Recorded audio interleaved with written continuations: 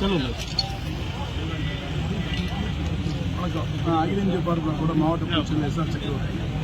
நேற்று திருநெல்வேலியில் செந்தில் மலர் ஒருத்தர் ரொம்ப மரியாதை குறைவான வார்த்தைகளை பயன்படுத்தி தேசிய தலைவர்களை நேதாஜி சுபாஷ் சந்திர போஸ் ஓடி போயிட்டாருன்னா, பசங்க முத்துராமலிங்கத்தவர் ரொம்ப அசிங்கமான வார்த்தைகள் பேசுவாருன்னா, அவர் ஒரு பெரிய ஆளை இல்லைன்னா, அவர் சுதந்திர போராட்டத்துக்கே அவர் வேலை செய்யணும்னா ரொம்ப ரெண்டுக்கு மாறான கருத்துக்களை ரொம்ப மோசமான வகையில் பிரதிபலிச்சிருந்தார். ஆர்ப்பாட்டம் போட்டது வேற காரணத்துக்காக, ஆனால் அவர் பேசினது எல்லாமே தேச தலைவர்களை சிறுமைப்படுத்துன்றதுக்காகவே பேசினார். அது மட்டுமல்லாத முக்குளத்தூரில் ஒரு பிரிவை, ஒரு சமூக மக்களை ரொம்ப அசிங்கமான வார்த்தையில், வாயில் சொல்ல முடியாத அளவுக்கு அசிங்கமான வார்த்தையில் நீ குண்டி கழுவிடுவான்னு கேட்கிறார். இந்த மாதிரியான ஆட்களை கைது செய்யாமல் இங்கே காவல்துறை வேடிக்கை பார்த்துச்சுன்னா இங்கே சட்ட ஒழுங்கு பிரச்சனை நடக்கிறதுக்கு காவல்துறையை உதவி புரிகிற மாதிரி ஆகிடும்.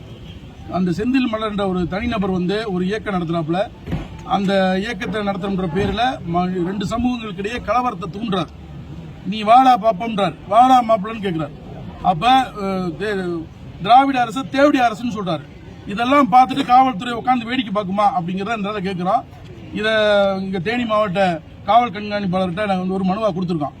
இன்னைக்குள்ள நடவடிக்கை எடுக்கிறோம்னு சொல்லியிருக்காங்க. இன்னைக்கு நடவடிக்கை எடுக்க தவறுனா தேனி மாவட்டம் முழுக்க நாளையிலிருந்து இதற்காக கடுமையான எதிர்ப்பு பதிவு பண்ண வேண்டிய அவசியம் இருக்கும்.